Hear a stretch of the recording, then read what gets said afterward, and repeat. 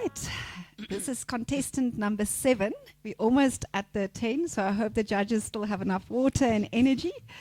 I'm going to welcome Mokgalakgathe, Ttladi, and he's from Vegethentic Farm.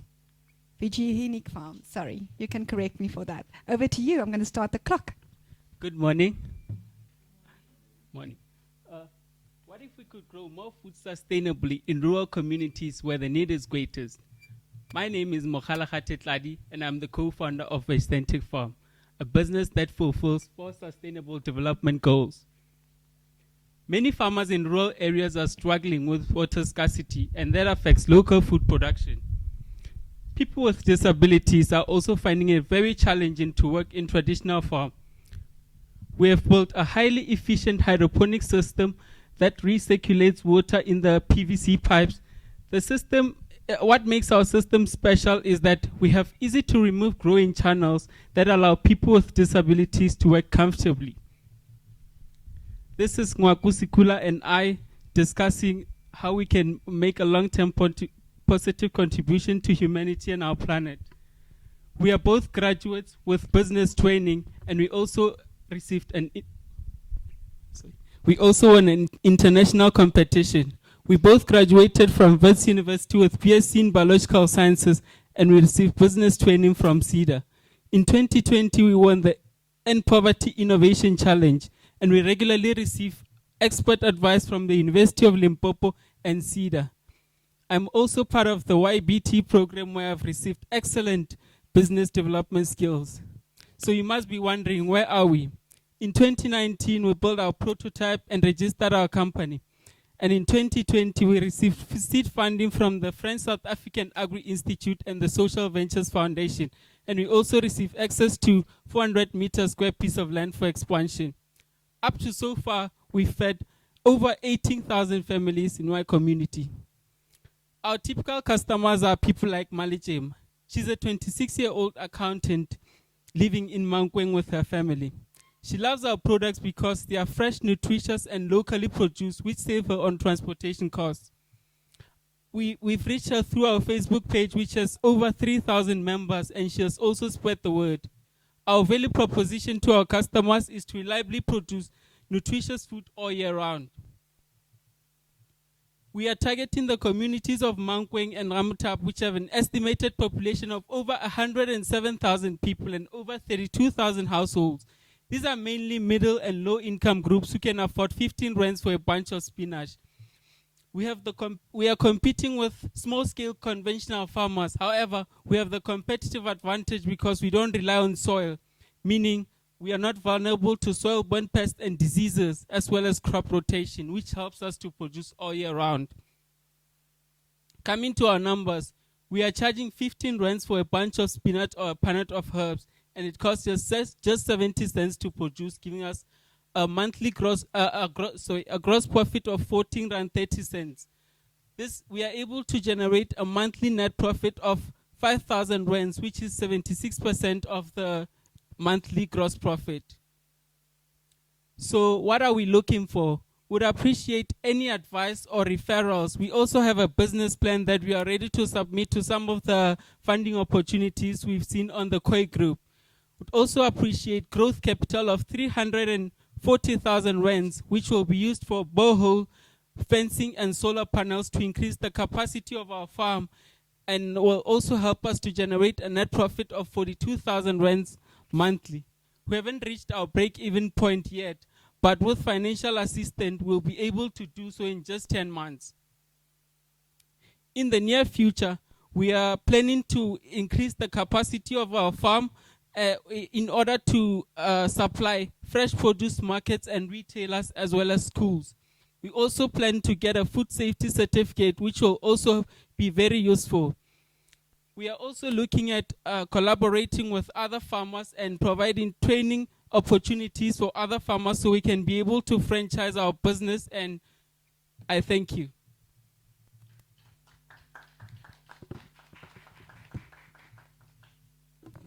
Thank you very much. But we've got about a minute left. So maybe just talk a little bit about your climate smart agriculture plans in terms of water resilience.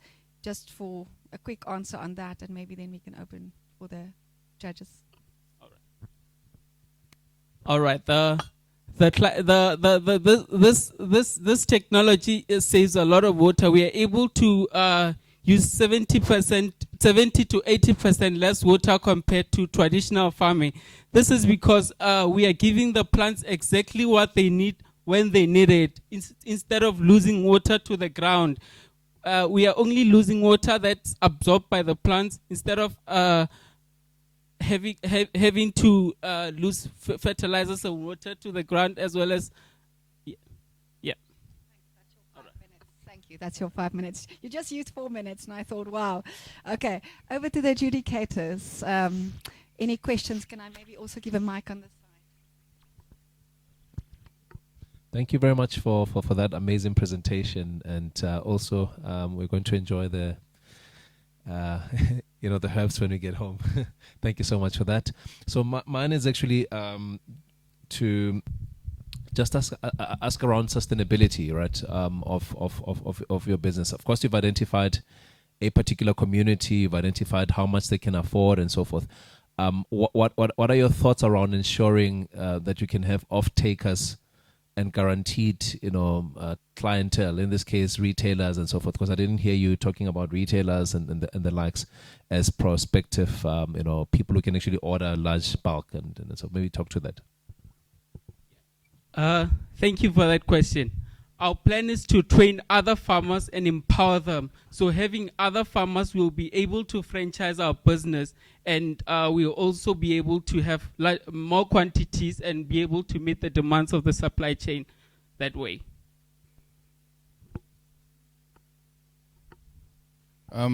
Thank you. Really, really impressive. I'm drawn to this kind of stuff myself based on the work that we do. How much are you making now? I didn't get that clearly. Net profit of 5,000 rands monthly. That's all you're making? Yeah. We had challenges during COVID. We were supplying some restaurants, so the market was quite volatile. So they were closing and opening. So we had to destroy a lot of our crops. That hit us hard financially. So we had to move back. And how many people do you employ? Sorry? How many people do you employ now? So currently, because of the financial issues, it's just me and my partner. So it's 2 employees at the moment. You draw salaries from that 5,000? No, we don't draw salaries from the 5,000. Okay. All right. So you've done this other incubation. So you've got CEDA, you've got the other one that you won the international prize for? Yes, that's the Social Ventures Foundation. Since 2019, right? So what's the difference between these three? So you've got that, and you've got CEDA, you've got YBT. What is the uniqueness of each of those? How did it help you? The CEDA was helping with the finances and bookkeeping. So they focused more on the finances and bookkeeping. Then the YBT helped with the climate smart technologies, the green technologies. There were mentors who were helping with the coaching, the pitching. Neil, for example, he was very helpful with the business plan and the preparation for the pitching. So with the Social Ventures Foundation, it was mostly international mentors who didn't really have understand the market, South African market very well, but they also help with the international aspect of the business. Last question. So the system you've got, how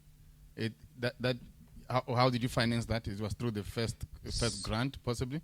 So with the prototype, we worked at the Bioanalytical Research Institution, an internship. So we had to save up from our internship. Then we built the prototype. Then after building the prototype, we started selling. Then after selling, that's when we were able to apply for some funding opportunities. Then we won the competition we got the French South African Agri Institute via the University of Limpopo. So we had some University of Limpopo's Rural Development and Innovation Hub, who was very helpful in terms of connecting us with those funding opportunities. 2 questions. You spoke about a prototype. Is there a revenue stream there? You spoke about training. Is there a revenue stream there?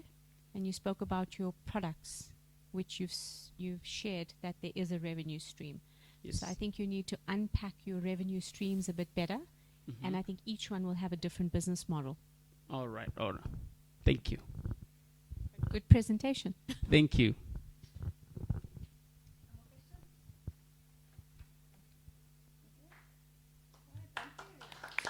Hello, my name is Mokgalakgathe Ttladi, and I'm here to present our pitches at the YBT in partnership with the WRC competition. Perfect. Yeah. And how was the presentation? How would you say it went?